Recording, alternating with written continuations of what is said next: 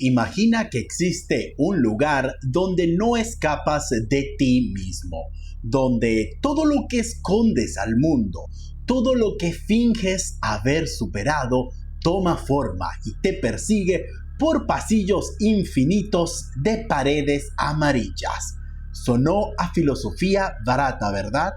No, sonó a lo que acabé de ver en el cine. Hola amigos y amigas, bienvenidos sean todos una vez más a mi canal.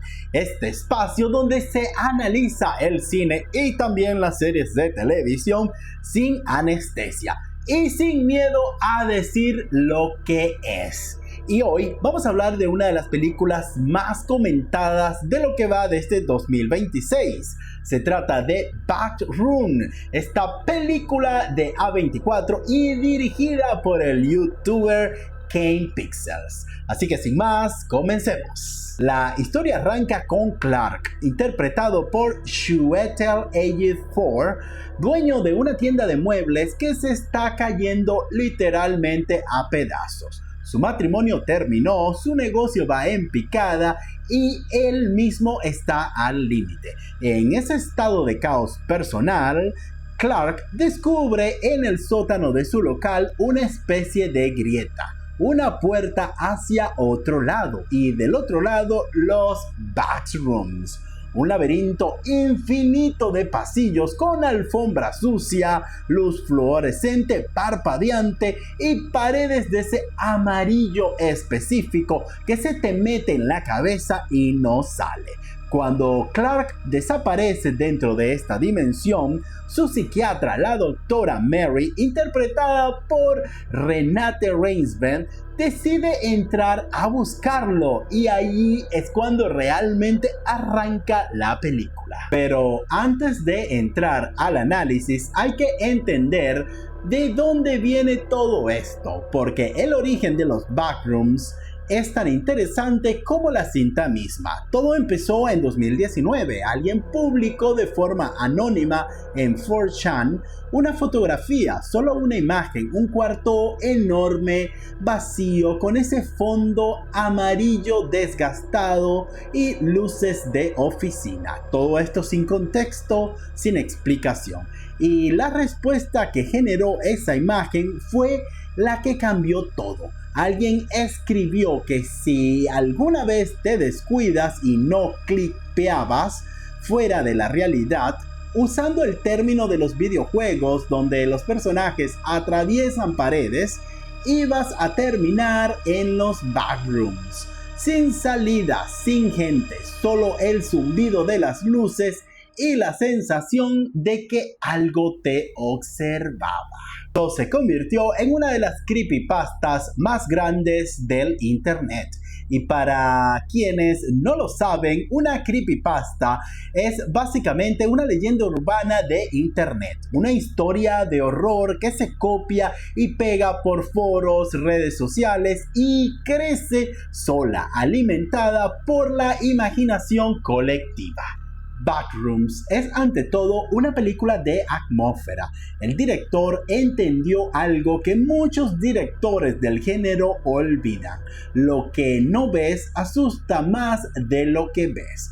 La fotografía da esa sensación de encierro eterno, sin necesidad de grandes piezas.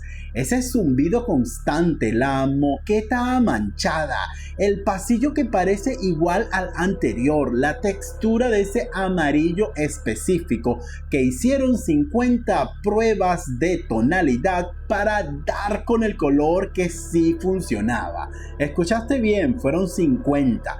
Eso habla de obsesión y la obsesión en el arte casi siempre da buenos resultados. La cinta te mantiene en suspenso, no porque te llene de sustos baratos, sino porque te llena de intriga.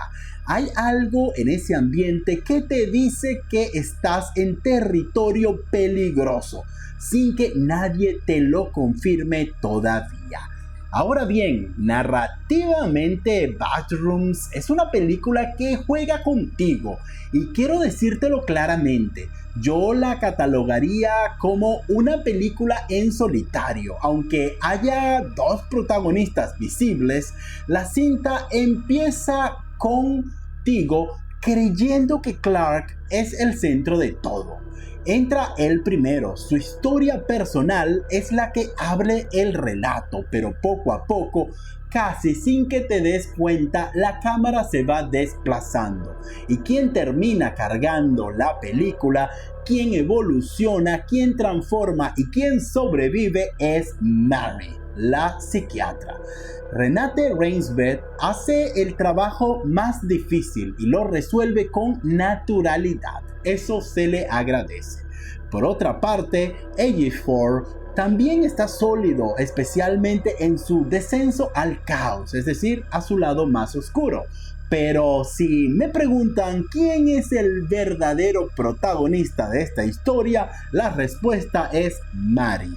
Y creo que el director lo sabía desde el principio, pero te lo escondió bastante bien.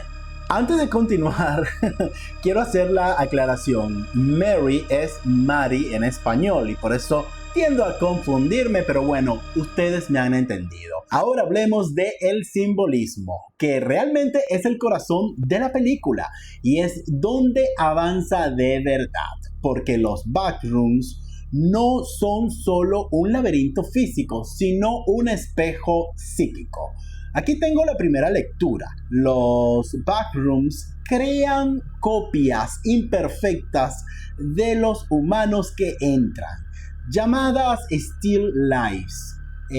Estas copias no son aleatorias, son la materialización de tu peor versión, de todo lo que escondes al mundo exterior, lo que ocultas a tu terapeuta, a tu pareja y a ti mismo.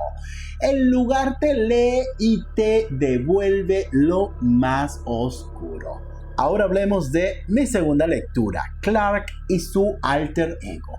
Clark es un hombre que arrastra una historia de agresión y fracaso. Su matrimonio terminó, su carrera de arquitecto nunca despegó y en lugar de asumir responsabilidad, vive en la negación y el resentimiento.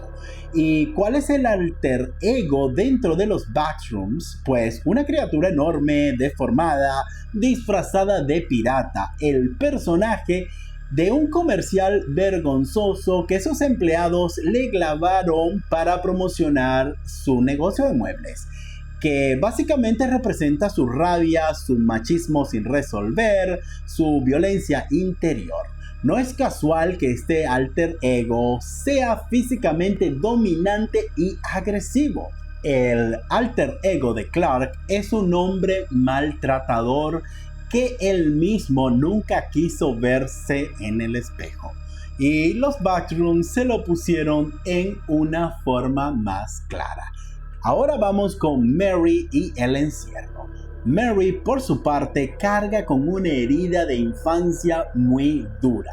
Su madre era una mujer con delirios paranoicos que tapó todas las ventanas con periódicos y se negó a salir de su casa. Mary creció encerrada, literalmente encerrada. En ese trauma nunca lo superó del todo, aunque se convirtió en una psiquiatra para poder entender a los demás. Los backrooms explotan exactamente eso, el miedo al encierro eterno. Pero lo interesante es que Mary es el personaje que más evoluciona en esta cinta. Pasa de ser víctima del trauma a enfrentarlo, usarlo y sobrevivir. Ella es la Final Girl y lo logra precisamente porque es la única que se atreve a mirarse de frente. Ahora voy con una interpretación adicional y aquí es donde me voy literalmente por la tangente.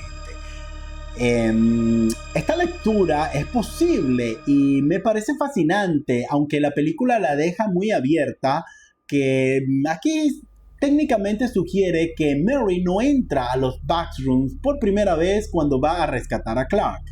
que su madre, aquella mujer que se encerró hasta que la internaron, ya había caído en esa dimensión de alguna u otra forma, que el encierro irracional de su madre no era locura, sino una consecuencia de haber quedado atrapada en ese espacio antes de que la rescataran, perdón.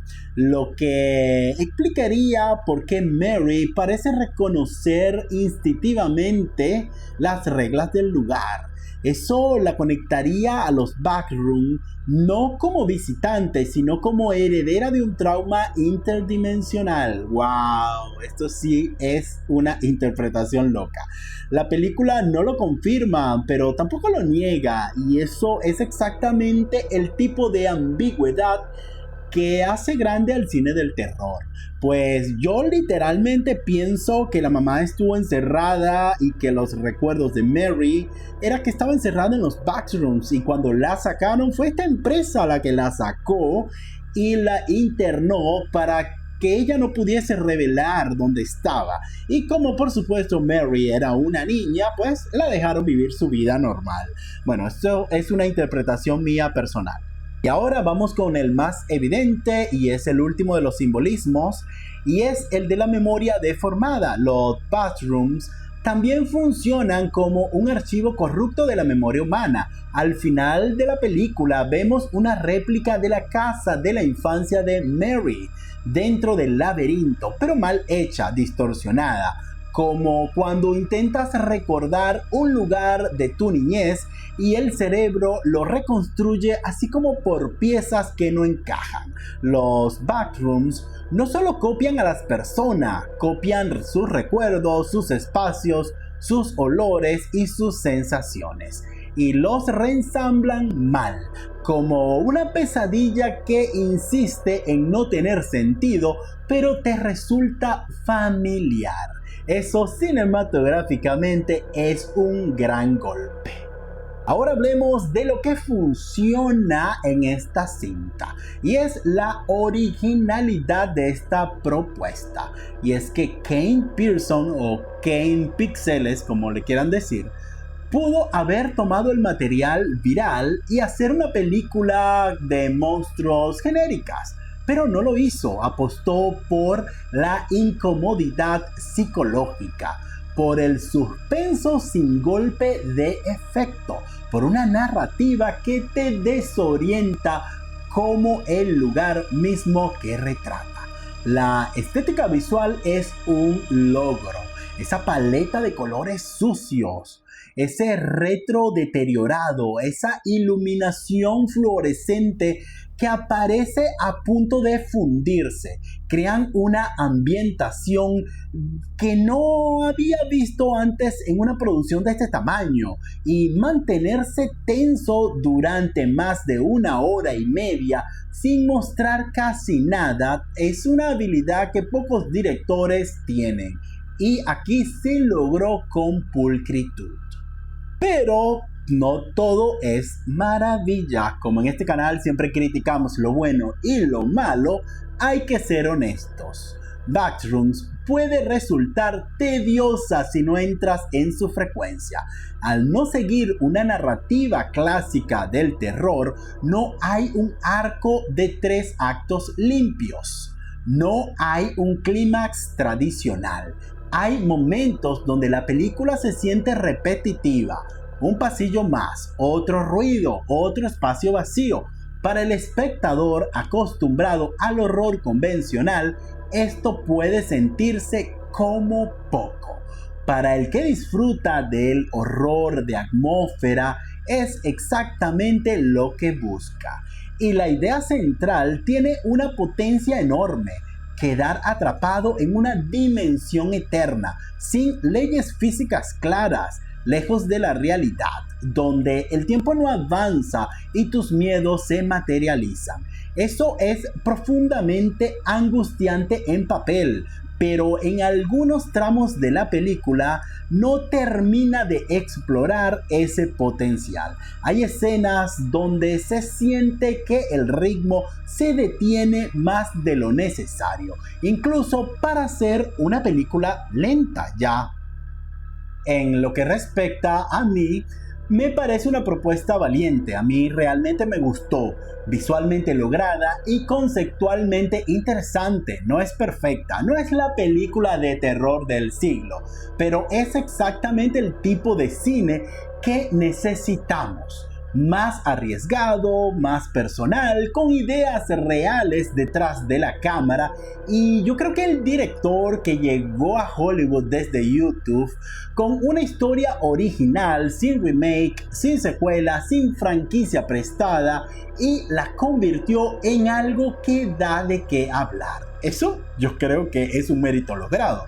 Según mi tabla de Excel, que ya creo que es un tanto famosa, que nunca miente y a veces duele, le da un 7.3 sobre 10. Nada mal. Ahora te toca a ti. ¿Viste la película? ¿Te gustó? ¿No te gustó? ¿Estás de acuerdo? ¿O por lo contrario te parece que mi crítica no coincide con la tuya? Déjamelo saber, que te leo en los comentarios. Por supuesto, regálame un like y comparte este video entre amigos, familiares y conocidos que disfruten del cine tanto como tú y yo.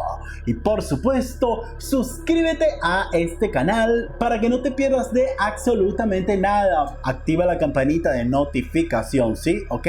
Y si quieres volverte patrocinante y crecer juntos en este magnífico viaje, hazte miembro de este canal, que solamente cuesta menos de $2.